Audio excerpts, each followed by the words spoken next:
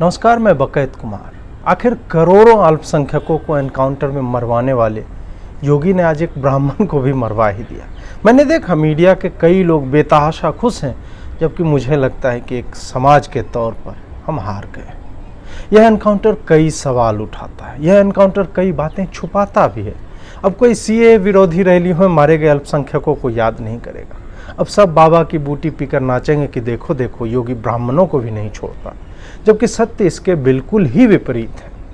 विकास दुबे ब्राह्मण था ही नहीं, वो तो अल्पसंख्यक समुदाय का एक व्यक्ति था जिसका असली नाम था वकार दाऊद कनपुरिया। पिछले कुछ सालों में डर का माहौल कुछ ऐसा रहा है कि वकार दाऊद को मजहब त्याग कर गोबर खिलाकर हिंदू बना दिया गया। उससे कहा गया कि यूपी में रहना है तो योगी योगी कहना। साथ ही यह भी कहा गया कि योगी योगी तो सिर्फ हिंदुओं में होता है, अतः हिंदू बनना ही पड़ेगा। लेकिन गोदी मीडिया आपको ये सब नहीं बताएगा। सब मैनेज किया जा चुका है। हम एक समाज के तौर पर हार चुके हैं। इस पूरे प्रकरण में मैं देख पा रहा हूँ अपने कमरे से कि एक साजिश रची गई, पूरी तरह से फिल्मी पटकथा बनाई गई। आप सोचिए कि जिस योगी के प्रदेश में कानून का इतना बोलबाला है, अपराधी स्वयं सरेंडर करने आते हैं, उसमें 8 पुलिस वालों की हत्या हो जाती है। मैं पूछता हूँ, क्या आपने वो लाशें देखी है? मेरा मतलब पर्सनली देखिए, आप जाकर देखें। फिर आप कैसे मान रहे हैं कि 8 पुलिस वाले सच में मरे, या गोदी मीडिया में वकार दाऊद उर्फ विकास दुबे को मारने का एक कारण खोजते हुए यह खबर फैला दी गई? आप कहेंगे कि परिवार वालों के बयान है, तो मैं पूछूंगा कि क्या आप जानते हैं कि वही असली परिवार वाले? उन्हें 2 किलो गेहूं देकर भी तो तैयार किया जा सकता है। मीडिया वाले अक्सर ऐसा करते हैं। हाल ही में राजदीप ने आदिवासी बच्चियों पर जो कार्यक्रम किया था, वो तो ऐसे ही मैनेज हुआ। सच सब बाहर आ ही जाता है। दूसरी बात, चलो मार भी दिया सच में, तो आपको नहीं लगता कि ये फिल्मी है? फिल्मों में ही पुलिस वाले मरते हैं। वो जाते हैं, कोई बता देता है आ रहे हैं, और फिर ऊपर से फायरिंग होती है, 8 लोग मर जाते हैं। सवाल कई हैं, लेकिन ये राज भी विकास के ही साथ चला जाएगा। मैं सोच नहीं पा रहा हूँ कि मेरे सवालों के उत्तर कौन देगा। 7 दिनों में 5 लोगों को एनकाउंटर में मार गिराया ताकि यह साबित किया जा सके कि यह सरकार ब्राह्मणों को भी नहीं छोड़ती। वैसे भी अजय सिंह बिष्ट तो क्षत्रिय हैं, ब्राह्मणों से तो बस वोट लेते हैं। ब्राह्मण लोग भी ये सब खेल जो है समझ नहीं पाए। जब तक वो पकड़ा नहीं गया था, मैंने स्क्रिप्ट बना ली थी कि नमस्कार, मैं बकैत कुमार। आखिर इतने दिन क्यों लग रहे हैं एक अपराधी को पकड़ने में, जबकि हर जगह भाजपा की ही सरकार है? क्या विकास दुबे को दुबे होने के कारण बचाया जा रहा है? क्या विकास दुबे को गुप्त रास्ते से नेपाल भेज दिया गया? क्या विकास दुबे को राजनीतिक संरक्षण मिला हुआ है? अमूमन जो सरकार पाकिस्तान पर एयर स्ट्राइक करने में समय नहीं गंवाती, उसे एक गुंडा जी नहीं मिल रहे? कहाँ है वो तमाम सैटेलाइट जो आकाश में छोड़े गए कि भाई 4 मीटर ऊपर से फोटो खींच लेता?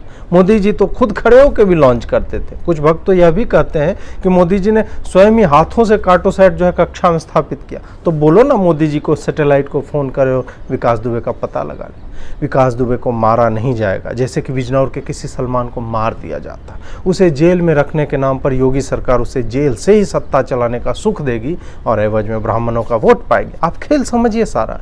जैसे कि कपिल देव जी कहते हैं, ये थोड़ा कठिन जरूर है लेकिन मुश्किल नहीं। आज सुबह एक खबर आई कि एनकाउंटर हो गया। स्क्रिप्ट बदलनी पड़ी, जज्बात बदल दिए, हालात बदल दिए, दिन बदल गया, शाम बदल गई। एनकाउंटर का एक ही मतलब होता है कि सत्ता में जो लोग हैं उनको बचाना।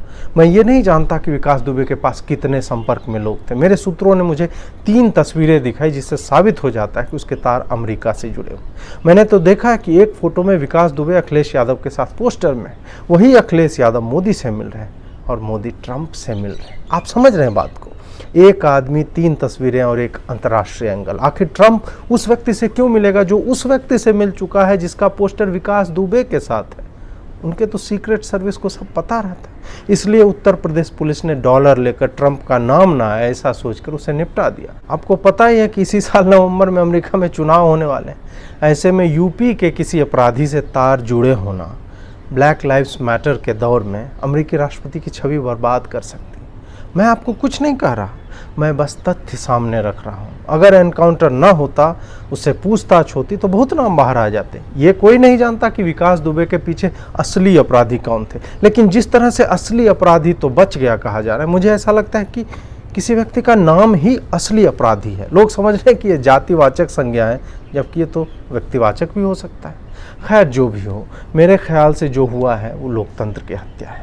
न कोई न्यायिक प्रक्रिया, न कोई वकील, न जज। पुलिस की गाड़ी पलट गई, उसने पिस्तौल निकाली, भागने लगा, पुलिस ने आत्मरक्षा में गोली चलाई और बात खत्म। ये सब फिल्मी कथानक जैसा है, लेकिन दिल है कि मानता नहीं।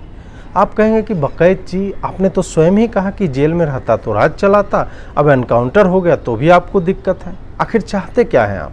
देखिए, हम पत्रकार हैं, हमारा काम है सवाल पूछना। फिर भी आप जवाब मांग रहे हैं तो सुनिए ध्यान से। विकास दुबे को जेल में डालने पर वो संरक्षण में अपराध करवाता, रंगदारी करता। उसको मार दिया तो असली अपराधी बच गए। इसलिए उत्तम रास्ता यही होता कि उससे पूछताछ करके छोड़ देते। न जेल में रहता, न भीतर से राज करता, और जिंदा भी रहता तो असली अपराधी भी नहीं बचते। पूछताछ में कुछ बता देता तो भी ठीक, नहीं बताता तो कहते जेल में रखने पर तो भीतर से राज करने लगेगा। नमस्कार।